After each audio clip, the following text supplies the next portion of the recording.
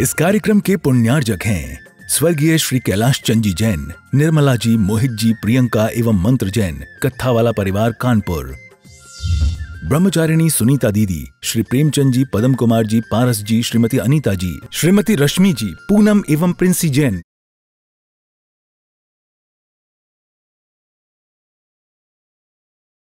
और पूर्व additional collector के रूप में आप रही, गुरुजी के एक आशीर्वाद के साथ, और गुणायतन की ट्रस्टी भी हैं। आ जाएं, श्रीफल समर्पित करें। आइए सीधे चलते हैं। एक निवेदन पुनः 1 सेकंड में। मुकुटबद्ध राजा आज पूरी कमेटी, सभी दीदियों को बोला ना मैंने, बहनों को, ब्रह्मचारिणी दीदी सभी आ जाएं। जितने भी ट्रस्टी हैं, हर्ष भैया, पूरे ट्रस्टी आज भगवान को भेंट समर्पण करेंगे महाराजा के रूप में। राजा महाराजा बनके 32 नई लोगों के नाम लिख लो आज सबके। सभी को मौका देना है, सभी यहाँ आएंगे। धर्म प्रभावना समिति ग्रुप सब यहाँ रहेगा आज राजा महाराजा बनके।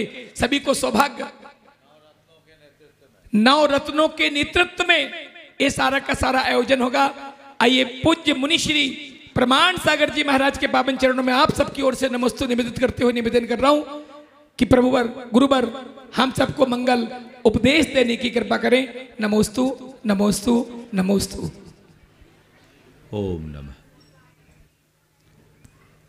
जय बोलो अहिंसा परमो धर्म की परम पूज आचार्य गुरुवर श्री विद्यासागर जी महाराज की, पूज्य मुनि श्री 108 प्रमाण सागर जी महाराज की, पूज्य मुनि श्री 108 निर्वेद सागर जी महाराज की।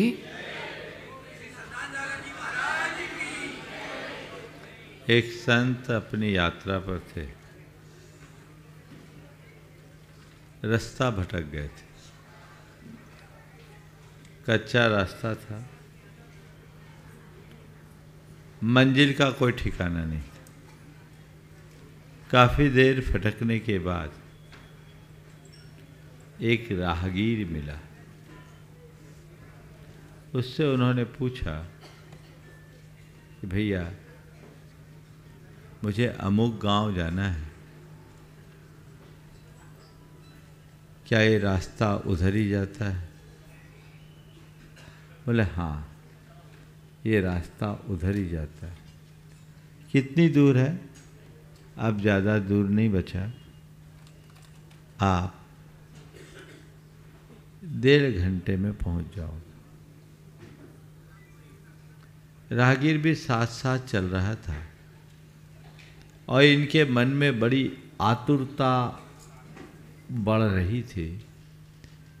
भैया बताओ 1.5 घंटे में पहुंच जाएंगे ना? हाँ साहब, आप पहुंच जाओगे। मन में तो हलचल, देखो रात तो नहीं होगी, हम रात में नहीं चलते। महाराज आप पहुंच जाओगे। फिर थोड़ी देर बाद देखो सवेरे से सब लोगों ने जो जो बताया ना, जितना बताया उससे ज़्यादा निकला। बहुत थक गया हूँ, पहुंच तो जाऊंगा ना। हाँ महाराज आप चिंता न करें, आप पहुंच जाओ। अंदर तो उथल पुथल, बहुत देर हो गई। देखो दिन ढलने से पहले पहुंच जाऊंगा ना। अब की बार उसने दोनों हाथ जोड़े और कहा महाराज रास्ता चलने से कटता है, बातों से नहीं। रास्ता चलने से कटता है, बातों से नहीं, है ना। उनने लिखा कि उस अनपढ़ राहगीर के एक वाक्य ने मुझे मेरे जीवन के लिए बहुत बड़ा बोध वाक्य दे दिया। ये एक बहुत बड़ा बोध वाक्य है। रास्ता चलने से कटता है, बातों से नहीं, है ना। अब आप लोग बोलो, रास्ता काटना है कि टाइम काटना है? क्या रास्ता काटना है ना, तो रास्ता काटना है तो उसके लिए क्या करना पड़ेगा? क्या करना पड़ेगा? चलना पड़ेगा। जानते तो सब हो, अब चलने को तैयार हो? हाँ, चलने को तैयार हो? हाँ, एक बार एक भाई ने बोला कि महाराज जो कहे सो सुनो, महाराज जो कहे सुनो पर मानो मत। महाराज जो कहे सो सुनो पर मानो मत। मैंने कहा क्यों? बोले अपन को संसार में रहने, अपन को संसार में रहना है। आप कहोगे हम सुनेंगे तब तक तो ठीक है, मान लेंगे तो हम संसार में कहाँ रहेंगे, मोक्ष मिल जाएगा। और हम लोग मोक्ष चले जाएंगे तो आपकी व्यवस्था कौन संभालेगा? इसलिए अपने को संसार में रहना है, मोक्ष नहीं जाना। इसलिए महाराज जो कहे सो सुनो, मानो मत, है ना। आप लोग भी ऐसे तो नहीं? महाराज जी सब भगवान बन जाएंगे तो पूजा कौन करेगा? इसलिए हम लोग तो उतरे ही हैं, आपको सुनते हैं। मानने की गलती हम लोग इस जीवन में नहीं करते। संत कहते हैं ऐसी अवधारणा से जब तक ग्रसित रहोगे दुख के पात्र बने रहोगे। अगर अपने दुखों को दूर करना है तो अपनी यात्रा को आगे बढ़ाना होगा,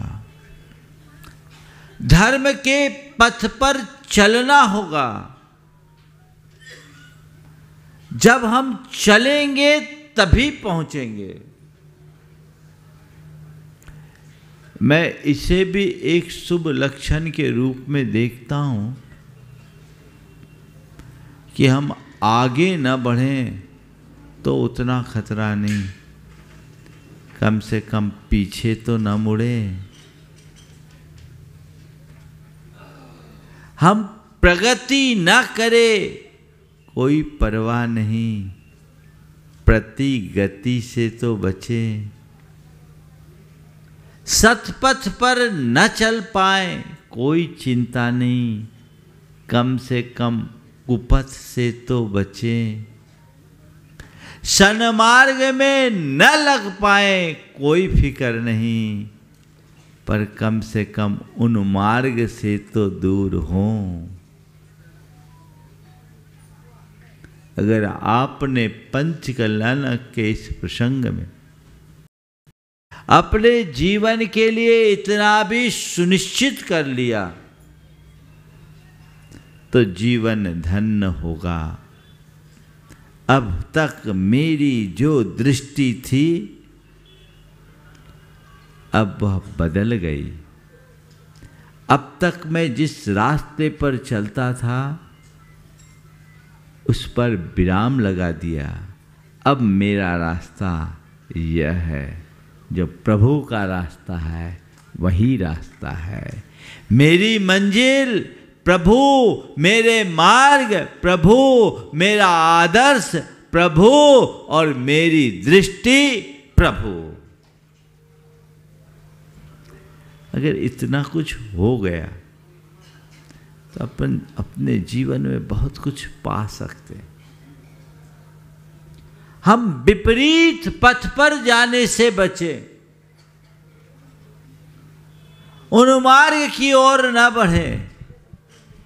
ये भी हमारे जीवन के कल्याण का एक बड़ा निमित्त बनेगा। कल मैंने आप सबसे कुलाचार की बात की थी। 4 बातें आज के संदर्भ में कहूँगा। चलना आचार है, चलना आचार है, हम चले। कुलाचार, दुराचार, धर्माचार,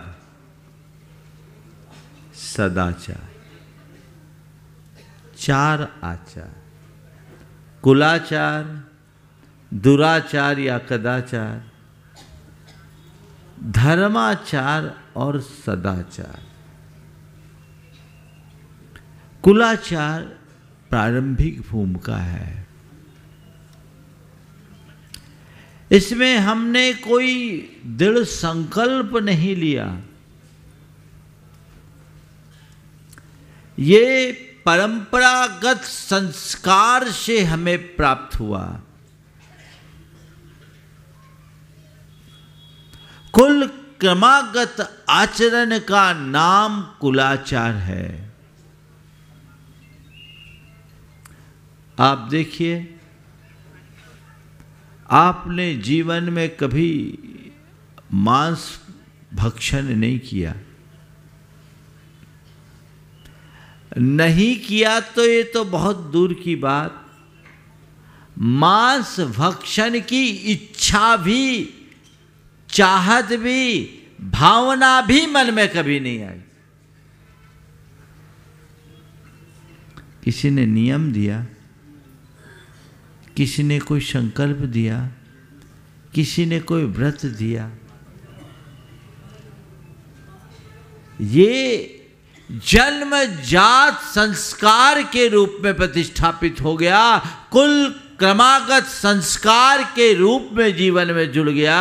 इसी तरह ऐसे ही अन्य आचार मेरे जीवन में जो ढले पले हैं, वे सब कुलाचार की श्रेणी में आते हैं।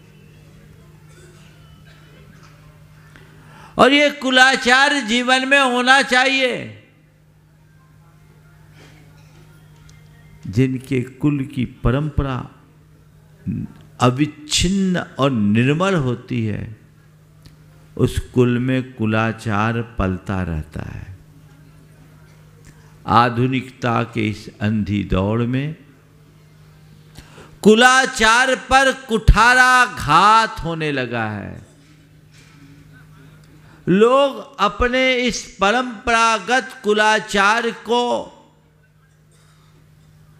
नजरअंदाज करने लगे, इन्हें कमतर आंकने लगे हैं। अपने कुलाचार के प्रति जो आपकी प्रतिबद्धता और कमिटमेंट था, वो दिनों दिन कम होने लगा है। और जब तक कुलाचार पलता है, तब तक सदाचार टिकता है। कुलाचार खोता है, दुराचार पनपता है। आजकल आए दिन जो दुराचार बढ़ रहा है, आए दिन जो दुराचार बढ़ रहा है,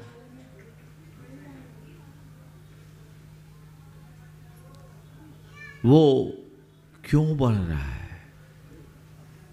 कुलाचार की प्रतिबद्धता कम होने के कारण। हमें ये सुनिश्चित करना चाहिए कि मैं कौन हूं, मैंने कहाँ जन्म लिया, मेरी परिपाटी क्या है, मेरे मूलभूत संस्कार क्या हैं, मुझे उन्हें मेंटेन रखना है, किसी भी कीमत पर खंडित नहीं होने देना है, न मुझ में न मेरे आने वाली संतति में। तब कुलाचार पलेगा।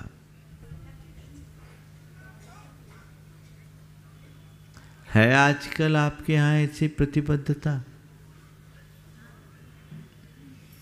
मुझे याद है, मैं बहुत छोटा था, सब्जी लेने गया, एक रोज मैं प्याज ले आया।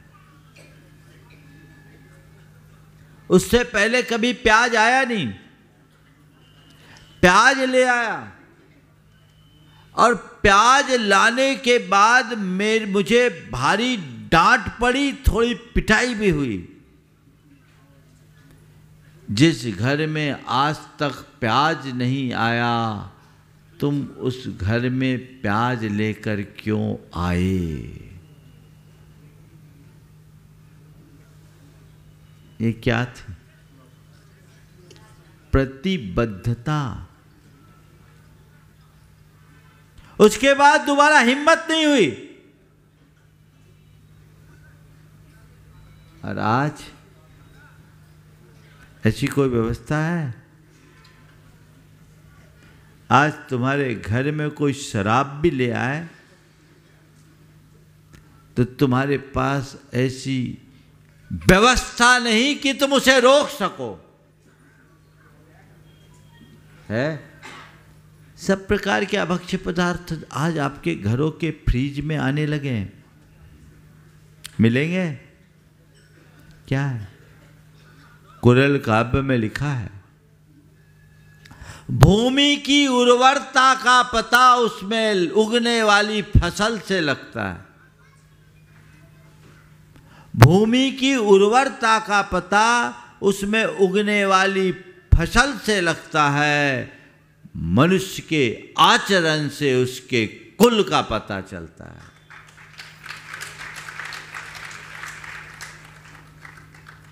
तुम्हारा आचरण शुद्ध होना चाहिए, पवित्र होना चाहिए, परिष्कृत होना चाहिए, निर्मल होना चाहिए। ऐसी प्रतिबद्धता अपने मन में जगाइए। क्यों कर हम इसे खोएं? इस दुर्लभ परिपाटी को हम क्यों नष्ट करें? कभी मन में ऐसा भाव आता है? आप लोग जैन धर्म की प्रभावना चाहते हो कि नहीं? हाँ बोलो थोड़ा जम से। अब जैन धर्म की प्रभावना भला कैसे होगी? बोलिए। आप सब जैन धर्म की प्रभावना चाहते हो। जैन धर्म की प्रभावना कब होगी? जब तक जैनत्व सुरक्षित होगा। और आप सबसे मैं कहता हूं, जैनत्व तभी तक सुरक्षित रहेगा जब तक आपका चौका शुद्ध रहेगा। बात समझ में आ रही है क्या? जैनत्व कब तक सुरक्षित रहेगा? जब तक आपका चौका शुद्ध रहेगा। आप ये सुनिश्चित कह सकते हैं कि हमारा चौका पूरी तरह शुद्ध है?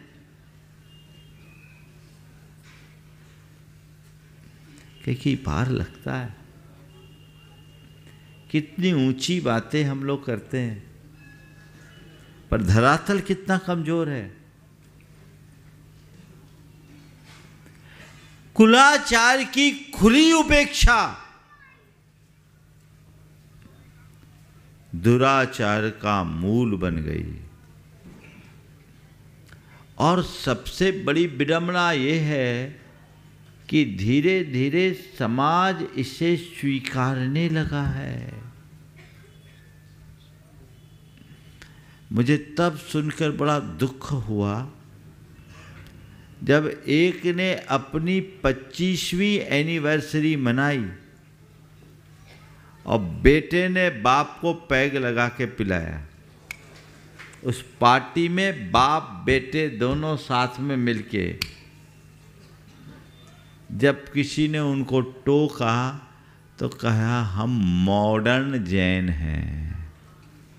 बाहरे मॉडर्न जैन? तुम जैन हो या जैन के नाम पर कलंक? विचारिए। इसे समय रहते रोकना होगा। समाज में चेतना जगनी चाहिए।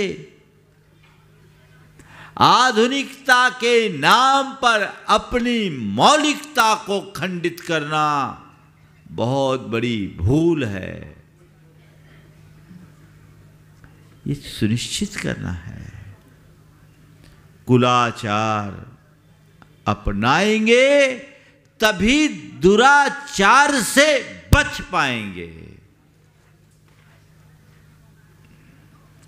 आजकल दुराचार कितना बढ़ रहा है, कोई ठिकाना है? हाँ, दुराचार कितना बढ़ रहा है और कोई सुरक्षित नहीं।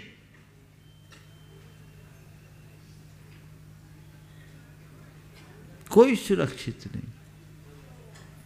क्या करेंगे आप? एक साधारण आदमी बंदूक का लाइसेंस लेने के लिए अधिकारी के पास आवेदन दिया। उसके आवेदन की स्क्रूटनी करने के बाद जब उससे बुलाया गया, पूछताछ किया गया कि आप क्या करते हो, आप क्या करते हो, तो उसने कहा मैं एक टैक्सी चलाता हूँ। टैक्सी चलाते हो तो आपको बंदूक की क्या जरूरत, आपके पास है क्या? बोले मेरे पास कुछ नहीं, किराए के मकान में रहता हूँ। किराए के मकान में रहते हो, टैक्सी चलाते हो, कुछ है नहीं तो बंदूक का लाइसेंस क्यों मांग रहे हो, आपके पास क्या है? उन्होंने कहा मेरे पास 2 बेटियां हैं, मेरी 2 बेटी है। थोड़ा ध्यान से सुनना, मेरे पास 2 बेटियां हैं। बोले 2 बेटियां हैं तो क्या हो गया?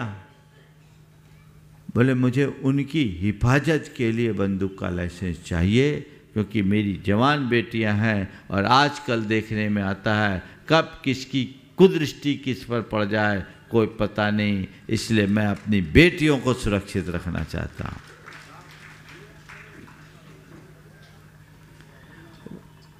उसके बाद हाँ, लेकिन उसके बाद उस अधिकारी ने हाथ जोड़े कि मैं माफ़ करें, आपने जो बात कही वो गहरी है, पर हमारे यहाँ ऐसी कोई व्यवस्था नहीं है कि इसके लिए हम आपको बंदूक के लाइसेंस रिकमेंड कर सके।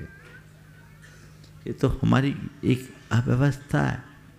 पर उसने जो बात कही, कोई सुरक्षित नहीं है। क्यों? क्योंकि मर्यादाएं खंडित हो गई है। और मर्यादाएं क्यों नष्ट हुई?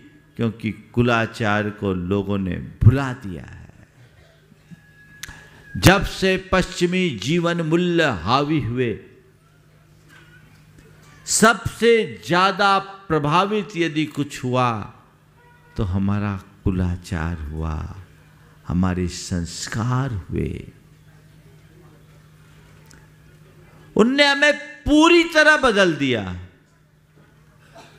हमारी भाषा बदल गई, हमारी भूषा बदल गई, हमारा भोजन बदल गया और हमारी भावना भी बदल गई।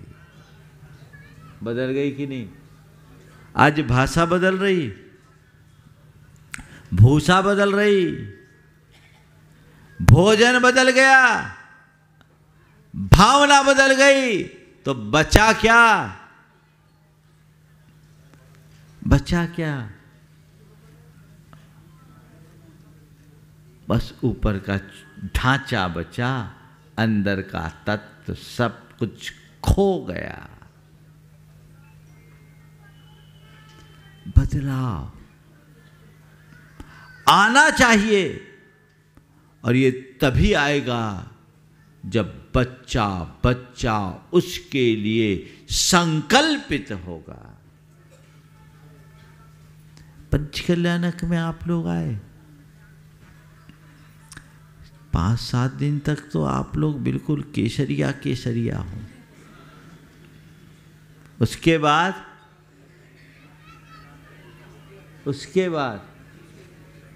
हाँ, उसके बाद अभी केसरिया, उसके बाद हाँ,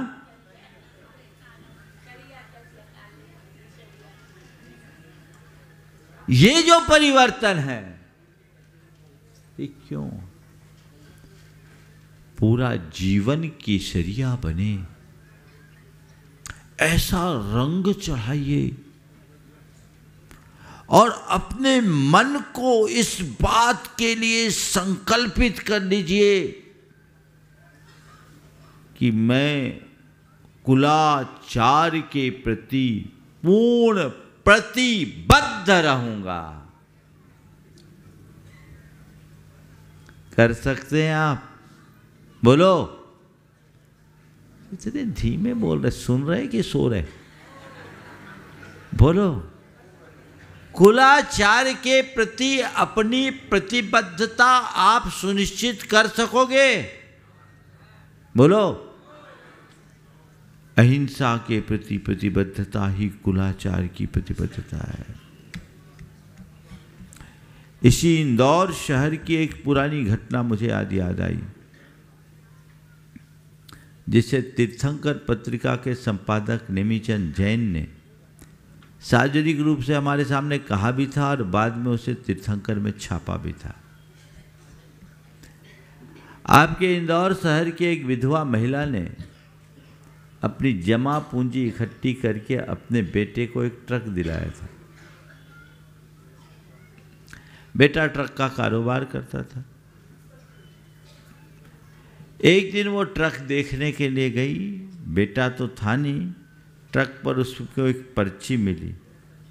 उस पर्ची में बकरियां और भेड़ों की संख्या लिखी थी और उन्हें कत्ल खाने तक पहुंचाने की बात लिखी थी कि इतनी भेड़ें, इतनी बकरियों को यहाँ से उठाकर यहाँ पहुंचाना है।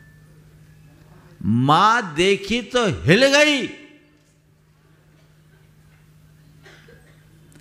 फौरन बेटे के पास आई। बोले बेटा ये तू क्या कर रहा? क्या हो गया माँ, तू परेशान क्यों? बोले परेशान? मैं तो पागल हूं। तूने कर क्या दिया? क्या हो गया? बोले भेड़ बकरियों को कत्ल खाना पहुंचाने के लिए तूने ट्रक खरीदा और इसके लिए मेरे सारे जेवर जाठी तुमने बेचे। ये क्या कर रहा है? माँ हम लोग थोड़ी कुछ कर रहे हैं, हमारा काम तो केवल पहुंचाने का है। हम नहीं पहुंचाएंगे तो कोई और पहुंचाएगा। हमें तो केवल किराया मिल रहा है, इसमें अपनी कमाई हो रही। बोले बेटा मुझे ऐसी कमाई की ज़रूरत नहीं है। मुझे ऐसी कमाई की ज़रूरत नहीं है। हम भूखे रहने के लिए तैयार हैं, हम रूखी रोटी खा करके सोने के लिए तैयार हैं, पर इस हिंसा की कमाई से पेट भरना हम कभी नहीं चाहेंगे। तो अभी इसी समय इस गाड़ी को बेच, और जब तक तू गाड़ी नहीं बेचता मेरे अन्न जल का त्याग है। धन है वो माँ।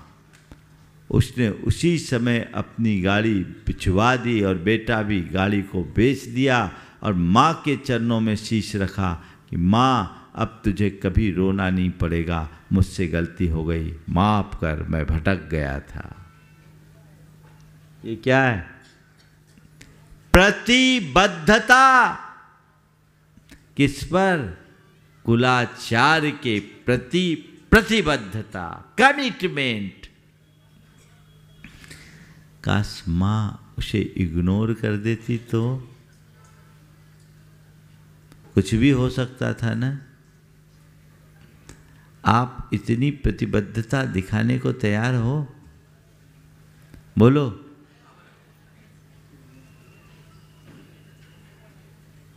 क्या करे, अब सुनता ही नहीं है, मानता ही नहीं है। या तो चिल्ला चोटी करोगे या सरेंडर हो जाओगे। मैं चीखा चिल्ली भी नहीं कराना चाहता, ना आपको समर्पित रखना चाहता हूँ। मैं आपसे केवल इतना कहता हूँ कि घर परिवार में ऐसा वातावरण बनाइए कि आपके घर में ऐसी नौबत ही ना आए और सामने वाला आपके आंख के इशारे से चीजें समझ ले।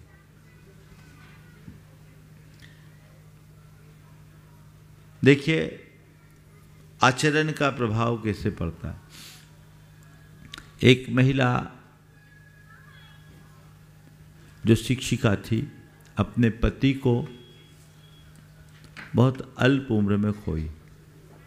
दोनों बेटों को पढ़ाया और एक IITN हुआ, एक MBA किया। MBA अहमदाबाद से किया। दोनों की अच्छी कंपनियों में जॉब, अच्छा पैकेज। और आप सुनकर आश्चर्य करेंगे, दोनों बच्चों ने आलू प्याज का भी त्याग कर दिया, जमी कंद का त्याग कर दिया, रात्रि भोजन तो करते ही नहीं। जब मालूम पड़ा, मैंने पूछा ये कैसे? बोला हमारी गुरु हमारी माँ है, हमारी गुरु हमारी माँ है। क्यों? बोले आपकी माँ ने आपको ये सब छोड़ने की प्रेरणा दी? बोले नहीं, माँ ने छोड़ने की प्रेरणा नहीं दी, पर हमने माँ से प्रेरणा पा ली। महाराज हम लोग हॉस्टल में थे, ये सब खाते थे। घर आए, चूँकि वैसी आदत थी, माँ व्रती, माँ हमारे लिए बनाती थी। देखो बहुत गहरी बात बोल रहा हूँ, समझिए। जब भी हम लोग कहते माँ को बनाना पड़ता था, माँ बनाती कुछ कहती नहीं थी, लेकिन जिस दिन माँ को इस तरह की कोई चीज़ बनानी पड़ती, उस दिन माँ नीरस भोजन करती, कुछ नहीं करती, नीरस भोजन। कई बार तो महाराज केवल पानी रोटी खाई। हम लोगों ने माँ से पूछा भी तो बोले कुछ नहीं बेटा, तुम लोग अपना काम करो, मैं अपना काम कर रही हूँ, मेरी तपस्या है, मेरी साधना। महाराज जी हम लोगों ने ऑब्जर्व किया कि माँ ऐसा उसी दिन करते जिस दिन हम लोगों को कुछ अपनी बात कहते हैं और ऐसी चीज़ बनाना पड़ता। हम लोगों को बड़ी लज्जा आई, दुख भी हुआ, ग्लानि हुई, और हम दोनों ने तय किया कि धिक्कार है कि हम अपनी शौक के कारण माँ को नीरस भोजन करने को बाध्य कर रहे हैं। जिस माँ ने अपना पेट काट काट कर हमें पाल पोस कर बड़ा किया, पढ़ाया लिखाया, इस योग्य हो गए, बनाया, और इतना पढ़ लिख जाने के बाद अपनी माँ को हम अपनी शौक के कारण नीरस भोजन करने के लिए बाध्य करें, ये हम लोगों के लिए उचित नहीं। हम दोनों भाइयों ने आपस में तय किया, तुरंत माँ के चरणों में गए, माँ के चरणों में शीश रखकर माँ से क्षमा मांगा और कहा माँ हम लोग समझ गए कि आपको क्या तकलीफ़ है, पर तय मान लो आज से हम आपको कोई तकलीफ़ नहीं देंगे, जो आपका खाना वही हमारा खाना, हमें अलग से कुछ करने की ज़रूरत नहीं। बोलो आप ऐसा कर सकती हैं? इतनी क्षमता अपने अंदर उद्घाटित कर सकती हैं? ऐसी माँ भी बहुत दुर्लभ हो गई। कितना उच्च आदर्श उपस्थित किया, बच्चों को कुछ कहा नहीं, पर बिना कहे सब कुछ कह दिया।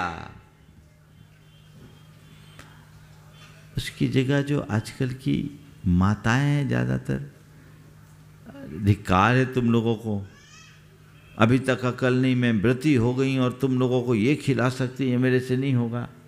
चीखा चिल्ली करेंगे, 10 तरह की प्रतिक्रियाएं देंगे, उससे सामने वाला और चिड़चिड़ाएगा, अथवा ज़्यादा उदारता का परिचय देंगे।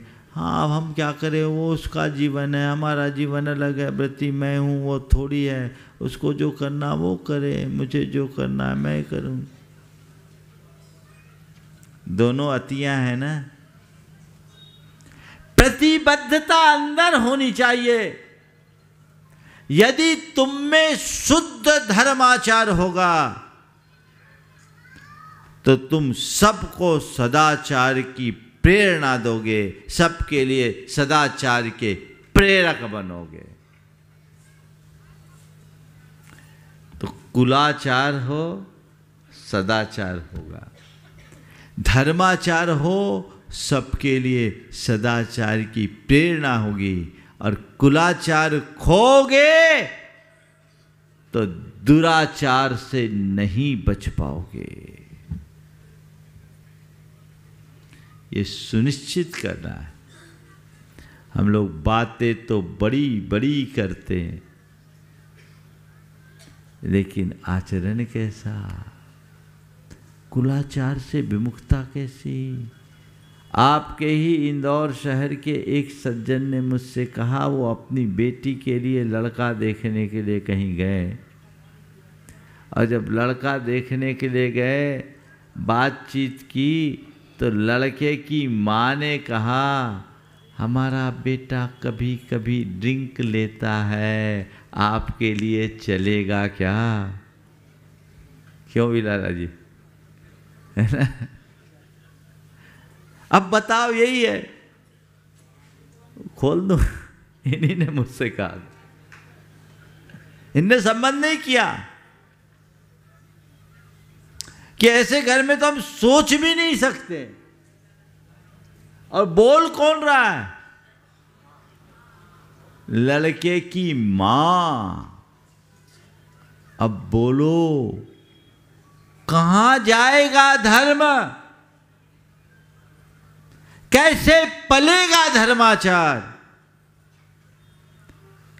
कहां रहेगी धर्म की प्रभावना? भीड़ तो लंबी दिखती है,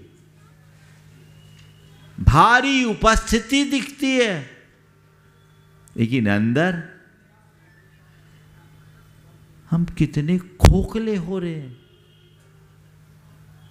इसलिए अपनी सोच बदलिए। जो लोग अपने आप को धर्मी समझते हैं, वे कम से कम अपने घरों में धर्म की प्रतिष्ठा तो बना के रखे।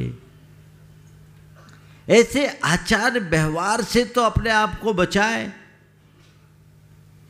धर्माचार खंडित नहीं हो, कुलाचार का पालन करिए, दूसरे कम में धर्माचार अपनाइए। जो धर्म शास्त्रों में विहित आचरण है उसे आत्मसात कीजिए, और धर्माचार वैयक्तिक होता है। आप खुद धर्म का आचरण कीजिए, दूसरों पर धर्म मत थोपिए। पर धर्माचारी होने के साथ साथ सदाचारी भी बनिए। बहुत से ऐसे धर्मी दिखते हैं जो सुबह से पूजा पाठ करेंगे, अभक्ष्य भक्षण नहीं करते, रात्रि भोजन के भी त्यागी हैं, शोध का भी भोजन करते हैं। ऐसे लोग मिलेंगे, पर डंडी मारने में नहीं चूकते, मिलावट में नहीं चूकते, किसी की अमानत में खयानत करने में नहीं चूकते, चोरी चमारी से दूरी नहीं रखते, और अनैतिक संबंधों में संलिप्त रहते हैं। अब बोलिए, वे सदाचारी हैं या कुल दुराचारी? दिखने को धर्मी है, सब उन्हें धर्मी कहते हैं, लेकिन है क्या? दुराचारी। मैं एक स्थान पर था, एक सज्जन बहुत दुखी होकर आए। उनने अपनी बेटी का विवाह किया और महीने भर में बेटी घर लौट आई। बेटी कह रही है कि मैं मर जाना पसंद करूंगी पर उस घर में नहीं जाऊंगी। पिता ने कहा कि महाराज आप मार्गदर्शन दीजिए, मैं क्या करूं, मैं भी अब बेटी को वहां भेजना नहीं चाहता। मैंने पूछा मामला क्या है? बोला महाराज हमने अपनी बेटी की शादी अमुक के यहाँ की, नामचीन व्यक्ति था, पर महाराज शादी तो कर दी, लेकिन आपको क्या बताऊं, बाप बेटा दोनों मिलकर शराब पीते हैं, घर में शराब फ्रिज में आम है, उसकी सास भी कभी कभी शराब पी लेती है, और अंडे का सेवन नियमित होता है। महाराज जब बेटी गई ये सब देखा, तो आप तो मेरी बेटी को जानते हो, बड़ी धर्मात्मा परिवार की और बेटी खुद धार्मिक, तो एकदम हतप्रभ रह गए कि ये सब क्या है। बेटी ने प्रतिवाद किया कि ये अपने घर के अनुकूल नहीं है, जैन कुल के अनुकूल नहीं है, तो उसे सीधा कह दिया गया ये हमारी लाइफ स्टाइल है, ये हमारी अपनी चॉइस है, तुमको एडजस्ट करना हो तो एडजस्ट करो, नहीं तो अपना रास्ता नापो। महाराज बेटी स्तब्ध रह गई, उसे खाया भी नहीं गया, कुछ खाई पी नहीं। फ़ोन किया महाराज, हम उसे अपने उन लोगों से बातचीत की कि ये सब क्या है। महाराज वो सुनने को तैयार नहीं। बेटी को नहीं खाना है तो नहीं खाए, हम उसको फोर्स नहीं करेंगे, पर हम अपनी लाइफ स्टाइल में किसी तरह का इंटरफेरेंस नहीं चाहेंगे। समाज के एक प्रतिष्ठित व्यक्ति, मैंने उससे पूछा भैया ये सब तुमने पता क्यों नहीं लगाया, विवाह कैसे कर दिया? बोले महाराज क्या पता लगाते, हमने देखा समाज के प्रमुख व्यक्ति हैं, दान धर्म करते हैं, सब मंचों में प्रमुखता से स्थान रखते हैं, सारे कमेटियों में इनका स्थान है। हम कल्पना भी नहीं कर सकते थे कि ऐसा अग्रणी भूमिका में रहने वाले व्यक्ति के घर का हाल ऐसा होगा। अंततः मुझसे भी कहा तो हमने कहा ऐसे घर में लड़की को रखने से अच्छा तो दूर ही रहना है। लड़की घर आ गई। ये उदाहरण मैं आपको दे रहा हूँ, ये हमारे समाज की तस्वीर है। हालांकि ऐसे लोग अपवाद स्वरूप हैं, ज़्यादा लोग नहीं हैं, पर हमें इन्हें इग्नोर नहीं करना चाहिए, क्योंकि सफ़ेद चादर पे छोटा सा दाग भी आँखों को चुभता है। हमें इस दाग को मिटाना है और समाज की चादर पवित्र बनानी है। सावचेत होइए,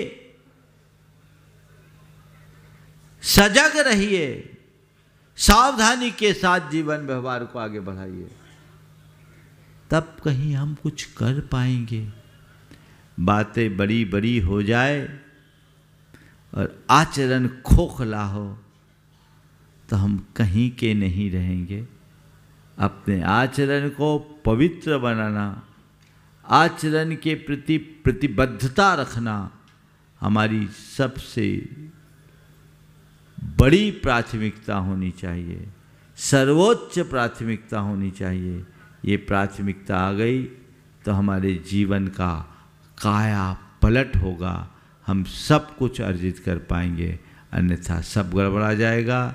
तो कुलाचार अपनाना है, दुराचार से बचना है, धर्माचारी बनना है, सदाचार के साथ रहना है।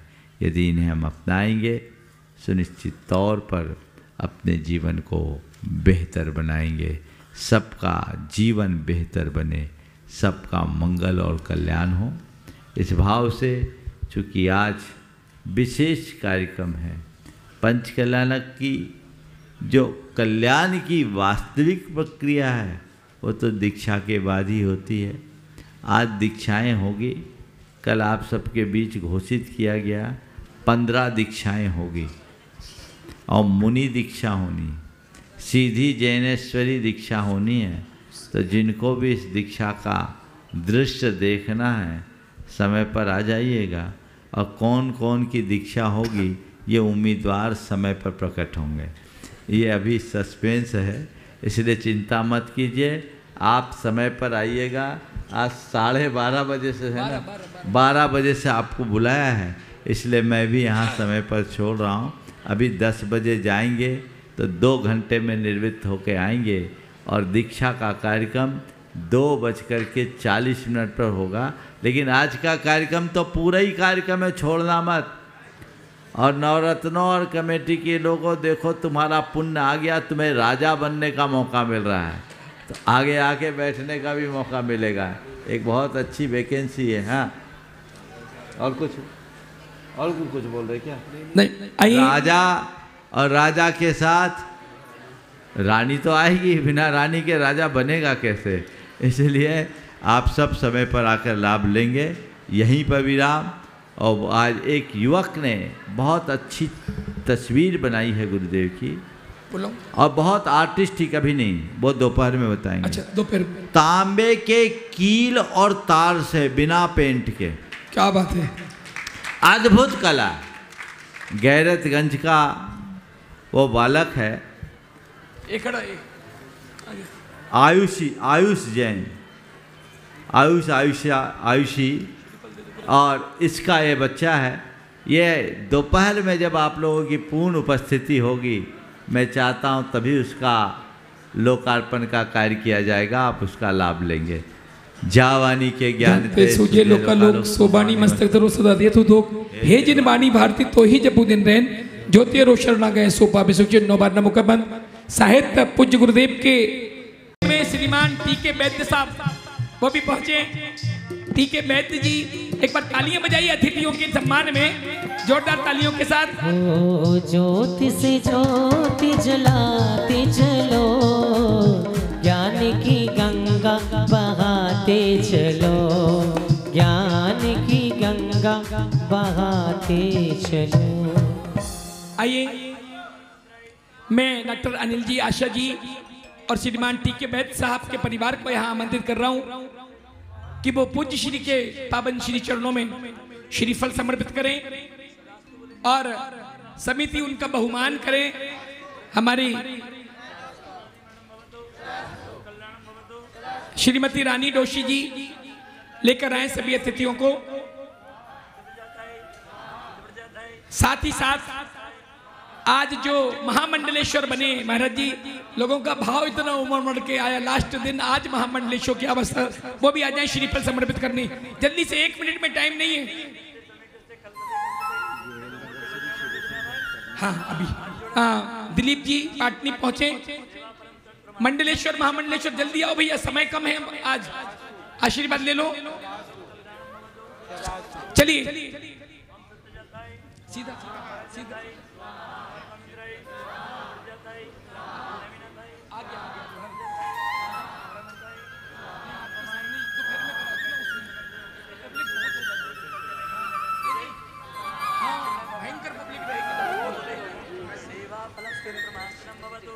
ठीक है, सीधा सीधा। चलिए सभी विराजित हो जाएं, समय अपना हो रहा है।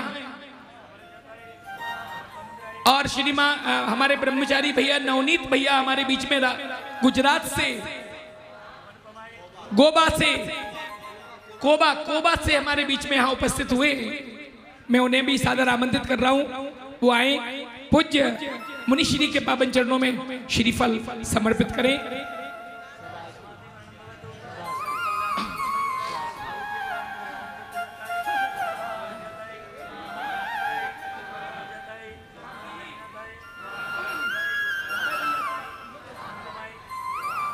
चलिए मैं बिना कोई भूमिका के, आज चूंकि राग से वैराग्य का वो प्रसंग आपके बीच में आएगा, दीक्षा कल्याणक का वो पावन प्रसंग, पूज्य मुनि श्री के कर कमलों से आज 16 दीक्षा संपन्न होंगी और आज वो सभी राजकुमार दीक्षित हो जाएंगे।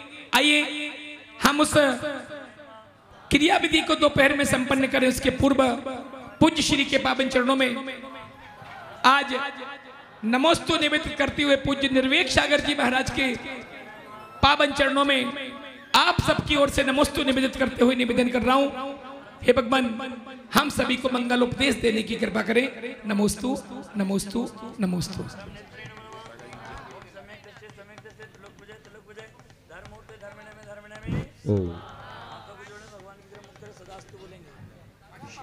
सभी लोग सावधान हो जाएं। आज के पावन अवसर पर दिव्य देशना को सुनने के लिए ओम नमः सिद्धेभ्यः।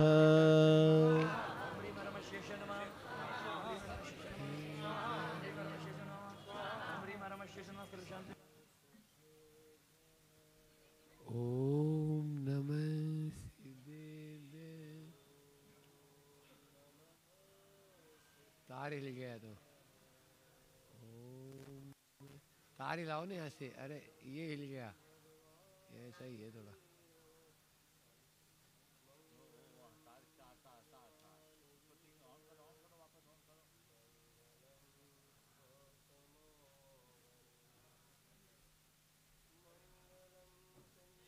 ओ ये दे दो, ये वाला दे स्टैंड।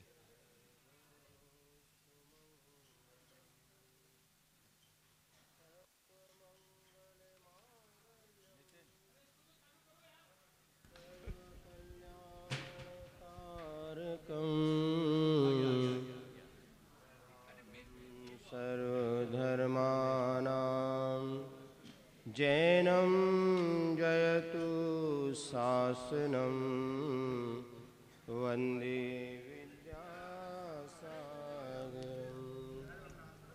जय बोले अहिंसा परमो धर्म की, शासन नायक भगवान महावीर स्वामी के, आचार्य भगवान श्री कुंद कुंद महाराज की, आचार्य गुरुवर श्री विद्यासागर जी महाराज की, पूज्य मुनिवर श्री प्रमाण सागर जी महाराज की, पूज्य मुनि श्री 108 निर्वेद महाराज की।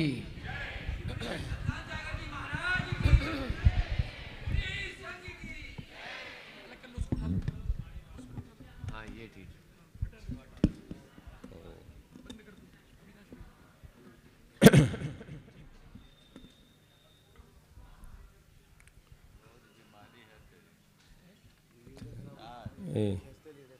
थोड़ा सा नीचे कर दे भैया, बहुत ऊंचा हो गया थोड़ा सा। ओ ठीक। पतित से पाप लो भैया,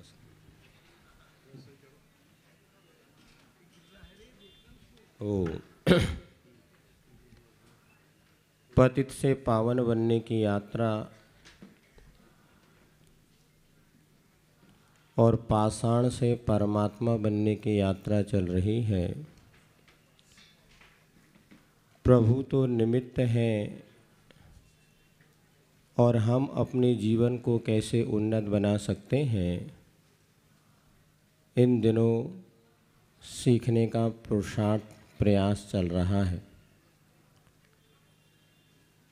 आचार्य महाराज ने मूक माटी महाकाव्य की रचना की और अपनी साधना काल में जो अनुभव किया उन सब को सारभूत शब्दों में हमारे समक्ष प्रस्तुत किया।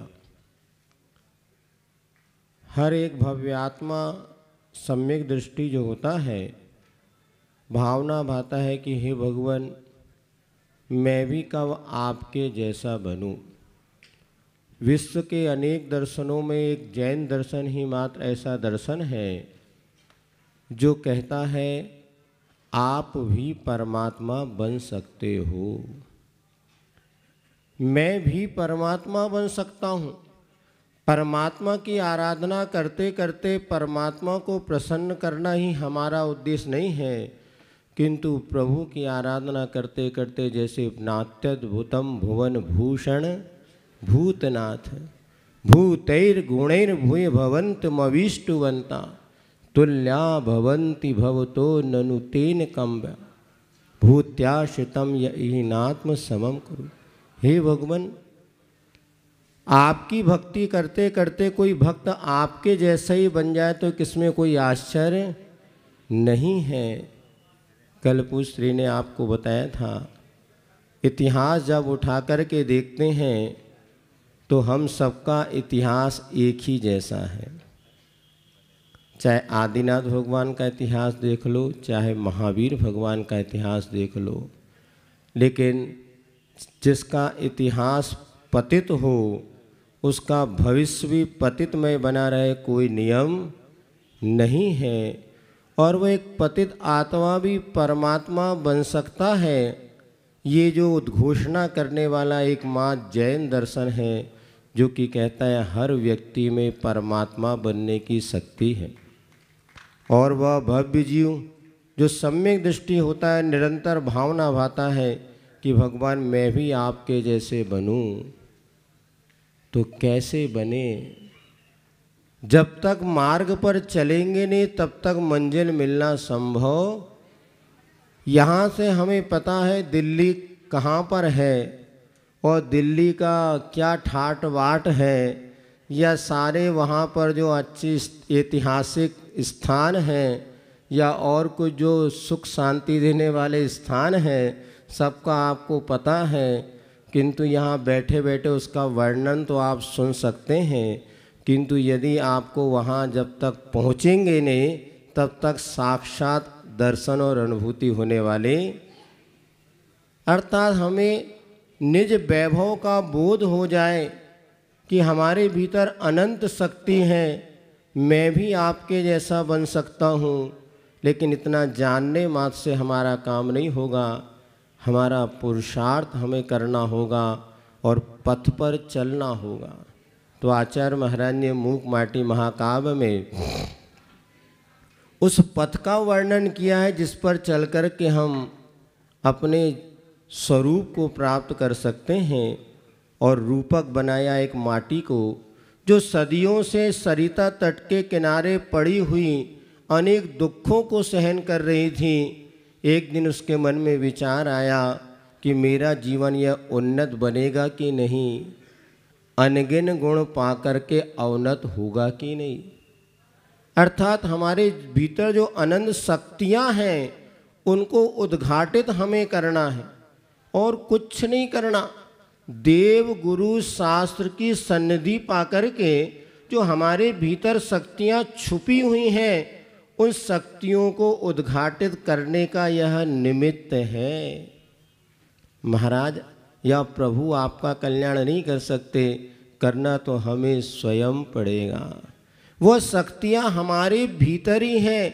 अभी कई लोगों ने अनुभव किया, जब 10 लक्षण पर्व आते हैं जो एक उपवास भी नहीं कर सकते थे और गुरु महाराज का सानिध्य मिला तो 5-5, 10-10 उपवास लोगों ने किए।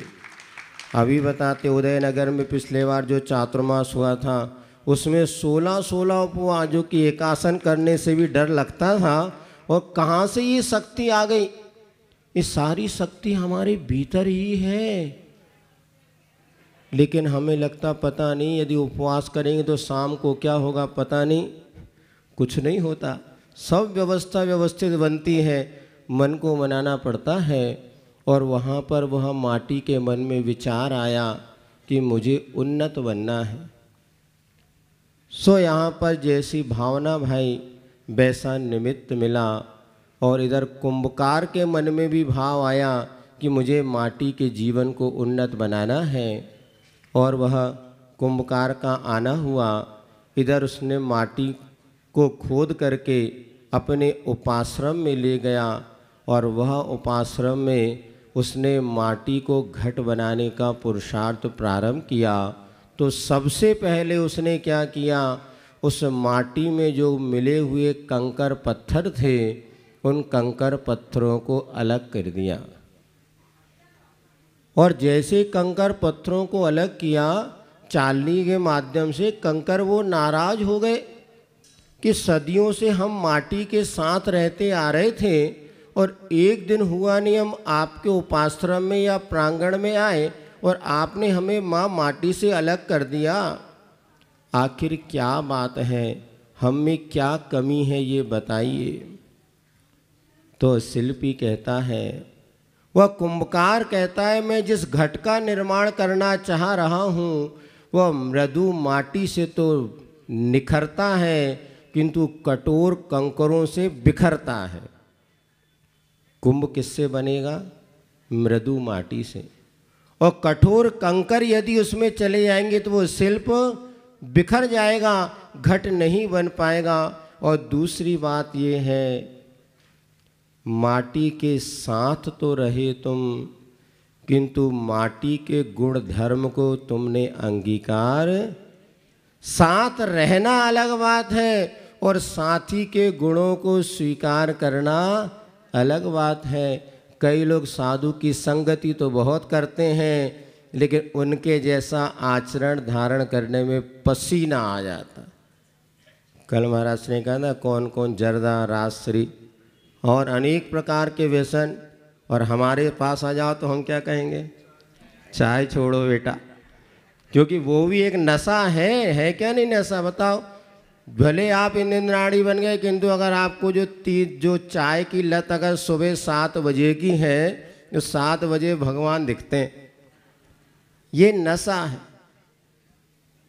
तो जैसे कल आपको तो साधु की देव सास गुरु की संगति है, उस संगति से ये कि साथ में तो रहे किंतु उनके गुण धर्म को तुमने अंगीकार नहीं किया और माटी के समान मृदु ना बन सके। माटी में थोड़ा सा पानी डालो तो माटी हलवे के समान मृदु बन जाती है। कंकरों में कितना भी पानी डाल दो, कंकर कभी मृदु नहीं बनते।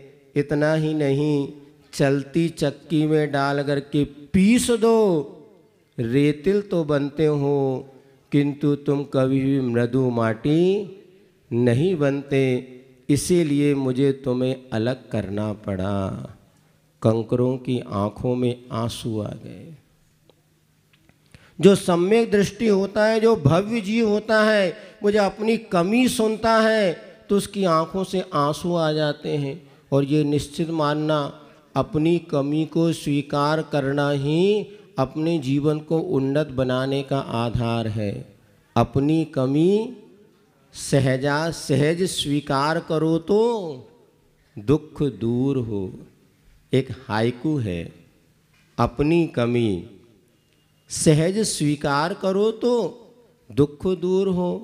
अब बाल सफ़ेद हो गए तो हो गए, अब कब तक करिया कराओ बताओ। 70 साल के हो गए फिर भी बाल काले।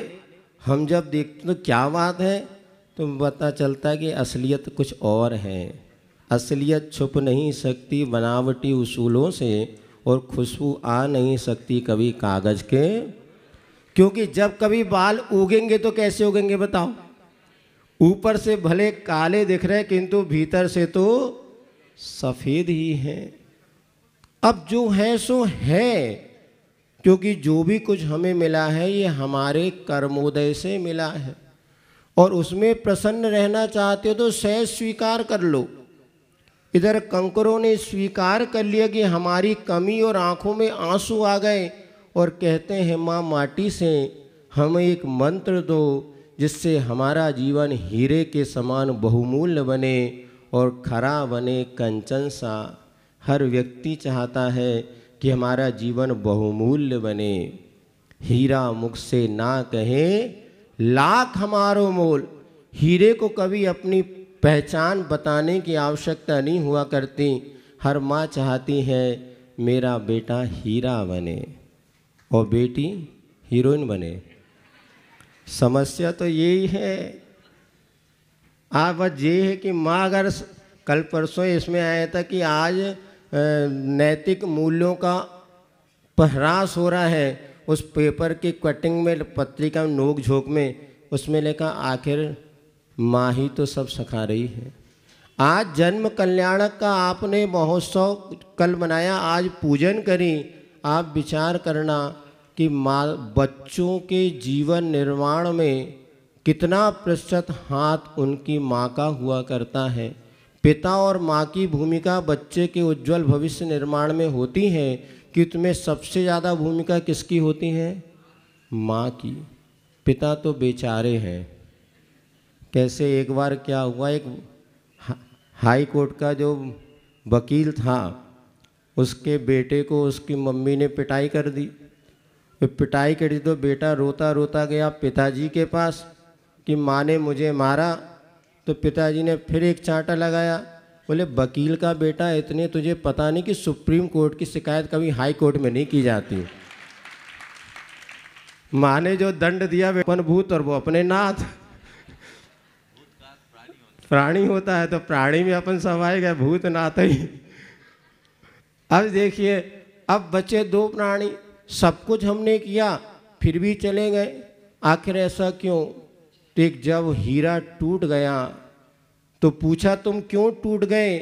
तो उस हीरे ने जवाब दिया, मेरे टूटने की वजह मेरे जौहरी से पूछो। मेरे टूटने की वजह मेरे जौहरी से पूछो। उसकी ख्वाहिश थी कि मुझे खूब तराशा जाए। उसकी ख्वाहिश थी मुझे खूब तराशा जाए।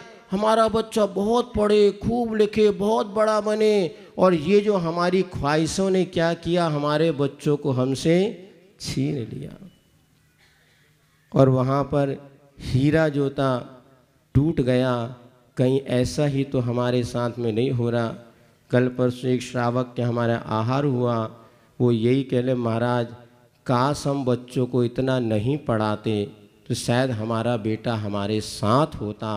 आज अंत में पानी पिलाने वाला भी कोई सामने, करोड़ों अरबों की संपत्ति है, काश हम विचार उस समय कर लेते, उतना ही पढ़ाओ जितना में कि बेटा बेटी आपके साथ रहें और आपके धर्म की रक्षा कर सकें। आज हमारे समाज के कितने बेटियां हैं जो कि पंच परमिष्टि के कुल को छोड़ कर के अन्यत्र जा रही हैं। इसके कारण पर आप विचार करेंगे तो बस इतना ही वहाँ पर आपको संक्षेप में कह रहे हैं कि वहाँ पर कहा कि हमारा जीवन हीरे के समान बहुमूल्य बने। तो माटी की मुस्कान वहाँ पर कहती है संयम की राह चलो। क्या कहा? संयम की राह चलो, राही बनना ही तो हीरा बनना है, क्योंकि राही शब्द स्वयं विलोम रूप से कह रहा है रा ही हीरा। जो संयम की राह चलेगा उसका जीवन हीरे के समान स्वयं में बहुमूल्य बनेगा। कल हमने उस महापुरुष का जन्म कल्याणक महोत्सव मनाया। आज दीक्षा कल्याणक तप कल्याणक महोत्सव है। भगवान महावीर महान इसलिए नहीं बने कि उन्होंने राजा के यहाँ पर जन्म लिया और ठाट बाट के साथ उनका पालन पोषण हुआ, नहीं, उन्होंने संयम धारण किया। अभी आपको तो 2-3 दिन आप लोगों ने बहुत उत्साह के साथ और ये 2 कल्याणक मनाए, अब आज तीसरा कल्याणक है। आधा दिन आपका, आधा दिन और मना लो। लेकिन उसके बाद उस जीव ने सब कुछ होकर के सब विहाय या सागर वारी वाससम, समुद्र पर्यंत स्वामी जमीन के जो स्वामी थे, ऐसे सब कुछ छोड़ करके जब वो दीक्षा धारण करेंगे तब मुनि महाराज भी उनको नमोस्तु। अभी आप लोग भले भगवान को नमोस्तु बालक को भी कर रहे हैं, आपकी अपेक्षा श्रेष्ठ हैं, किंतु अभी महाराज उनके कार्यक्रम में उपस्थित 2.5 दिन से 3.5 दिन से हुए नहीं। क्यों नहीं? हमारा काम अब शुरू होगा जब वो घर द्वार छोड़ देंगे। और निश्चित ही संयम की राह जब हम चलते हैं तभी हमारा जीवन बहुमूल्य बनेगा।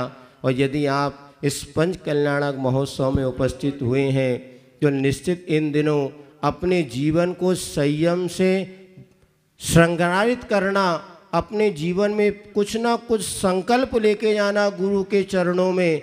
आप लोग क्या करते हैं, कई बार अपनी पुरानी बातें बताना, सो महाराज हमारा ये त्याग वो त्याग ये त्याग। अरे भैया हम जो कह रहे पहले वो बता, वो त्याग है कि नहीं? रात्रि में कम से कम अन्न का त्याग प्रत्येक इंद्राणी श्रावक श्राविकाओं का होना ही चाहिए। कल महाराज जैन कुलाचार बताया था ना। आज उत्तम संयम धर्म के दिन, दीक्षा का कल्याणक महोत्सव के दिन आप सब संकल्प करना कि हम रात्रि में अन्न का भोजन करेंगे नहीं। और जिनके अन्न का त्याग है वो आज नियम लेना कि 4 प्रकार के आहार का त्याग, कोई फर्क नहीं पड़ता। आज एक सियार की कथा सुनाते थे, होशियार सियार जो नीचे जाता था और अंधेरा दिखता था तो लौट के आ जाता था, और आखिर इसी अंधेरे में वो पानी भी नहीं पीता था। वो सियार कितना समझदार था कि पानी भी नहीं पीता था। और हम क्या कहते, अन्न का त्याग है, बाकी अन्न तो सब चलता है। अन्न का त्याग है, बाकी जितना बचा वो सब चलता है। नहीं, यदि हमारी प्रौढ़ता हो गई, इतने वर्षों से अगर हम साधु की संगति कर रहे हैं, हमारे गुरु 24 घंटे में एक बार भोजन पानी करके जब चला सकते हैं, हम उनके कैसे भक्त हैं कि कम भक्त हैं, रात में भी खाना पानी नहीं छोड़ रहे, बताओ। इसलिए आज संकल्प करना कि जैन कुलाचार की प्रथम भूमिका, और महिलाओं को पहले संकल्प करना कि चाहे ससुराल में हो चाहे मायके में हो, कहीं भी जाओ पहले रात्रि भोजन का त्याग करो, तभी आगे संस्कार पड़ेंगे कि हमारे आने वाली पीढ़ी भी ऐसे महाव्रतों को धारण करके आज आपकी कोख से तीर्थंकर तो जन्म नहीं ले सकते, किंतु ध्यान रखना आज भी आपकी कोख से आचार्य उपाध्याय साधु परमेष्टि जन्म ले सकते हैं। आचार्य श्री कहते हम लोग कहाँ से आए, फैक्ट्री तो आप ही लोगों के पास है ना। आचार्य साधु कहाँ से बनते हैं, आपके पास ही। आरिका कहाँ से बनेंगे, आपकी कोख से जन्म लेने वाले बेटा बेटी बनेंगे।